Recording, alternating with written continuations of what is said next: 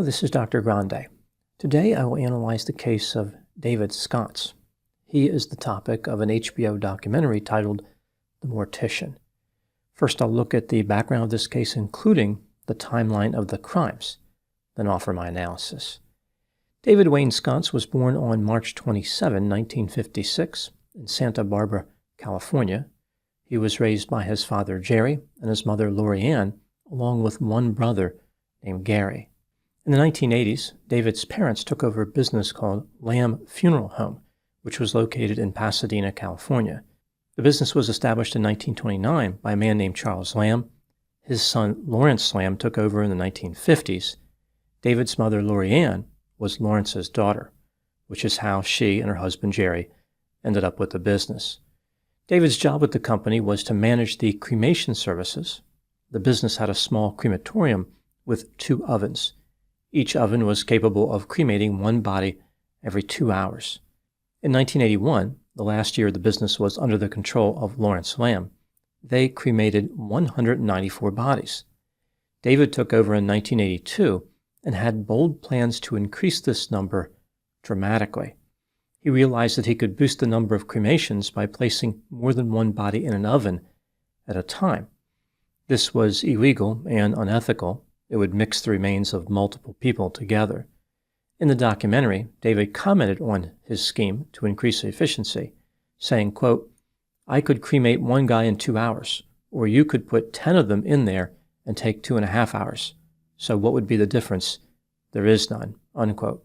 In 1982, David and his employees cremated 1,675 bodies. In 1983, this figure increased to 3,487.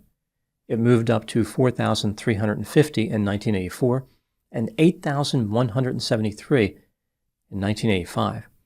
In order to keep up with the incredible volume, the employees would have competitions to see how many bodies they could put in an oven at one time.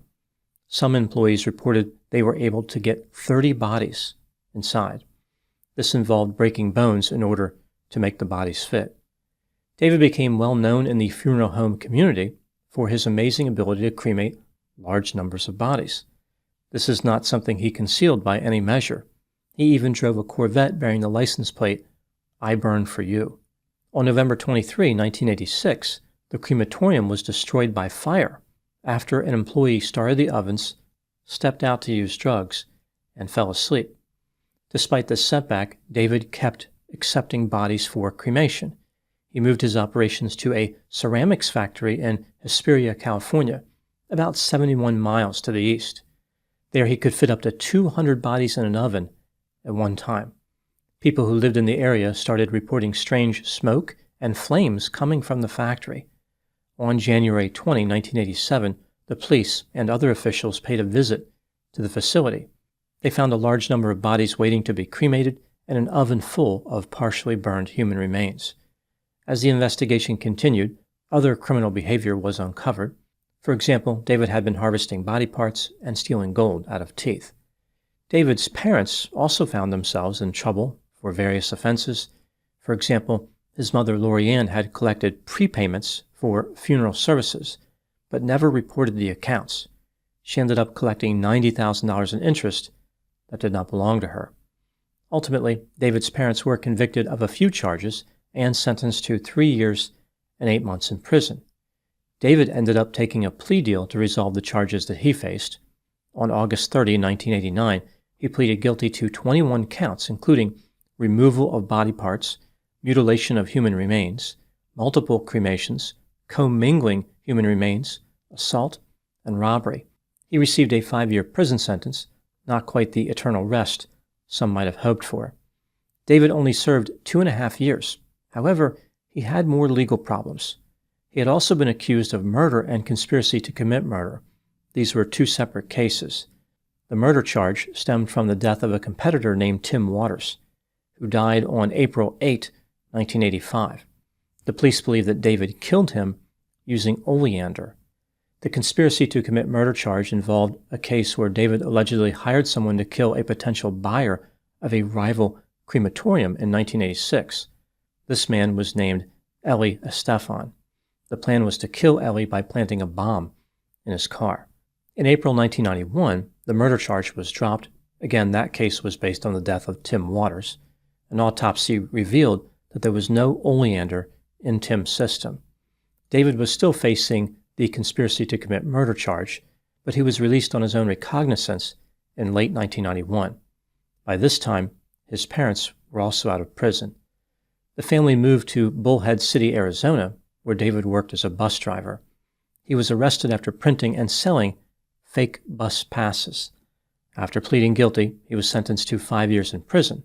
As I mentioned, David was still facing a conspiracy to commit murder charge in the state of California. He was transferred to jail in that state to face that charge. Back in 1989, when David agreed to the original plea bargain, the conspiracy to commit murder charge was under appeal. The judge said that if David someday faced that charge, his sentence would be probation for life. The decision may have been based on the fact that David attempted to pull out of the conspiracy. He had changed his mind about committing the murder. The state was very upset with this plea deal, feeling as though it was way too lenient. They argued that the judge did not have the authority to include the charge in the plea bargain because it was under appeal. Ultimately, the state prevailed, and David's plea bargain was revoked. Later, David argued that he accepted the plea bargain in good faith. Therefore, the state should honor it. Essentially, what the judge had the authority to do or not do was not David's problem. The Ninth Circuit agreed, and David was allowed to enter a new plea bargain. In 1997, he pleaded guilty to conspiracy to commit murder and was sentenced to lifetime probation. David was given a new plea bargain at the same low price. In 2002, David ended up back in court for a probation violation. The judge told him, quote, "If you come back before me on a violation of probation, I will sentence you to life in prison," unquote. One would think that a warning like this would have an impact on David's behavior, but it did not. In 2012, David was arrested after trying to sell a rifle at a pawn shop in Montana. As a convicted felon, he was not allowed to own firearms. He was sentenced to 5 years of probation in Montana, but that wasn't the worst problem he was facing. The state of California accused him of violating his lifelong probation. In 2013, David Sconce pleaded guilty to violating probation and was sentenced to 25 years to life in prison. 10 years later, in 2023, David Sconce was released from prison. Now moving to my analysis. Here are my thoughts on a few areas that stood out to me in this case. Item number 1. David Sconce participated in the documentary The Mortician. He vigorously defended how he commingled the ashes of cremated bodies. For instance, David said, quote, "I don't put any value on anybody after they're gone and dead, as they shouldn't when I'm gone and dead.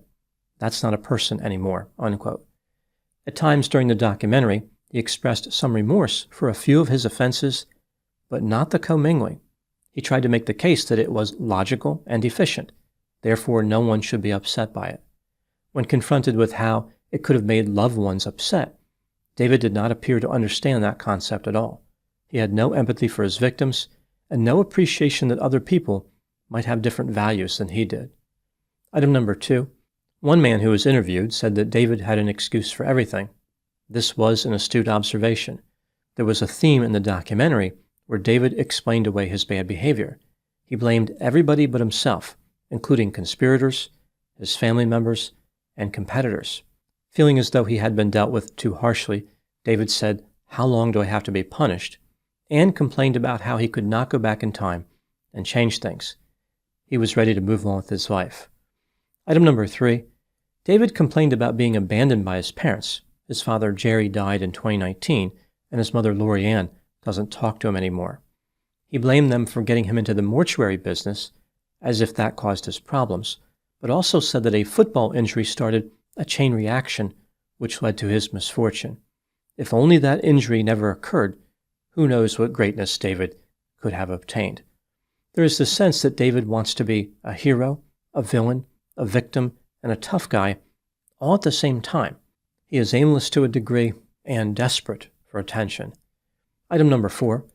When talking about how he was sentenced to 25 years to life in prison for violating probation, David acted as if the authorities in California were out to get him, like someone had a grudge against him, or maybe there was some type of conspiracy.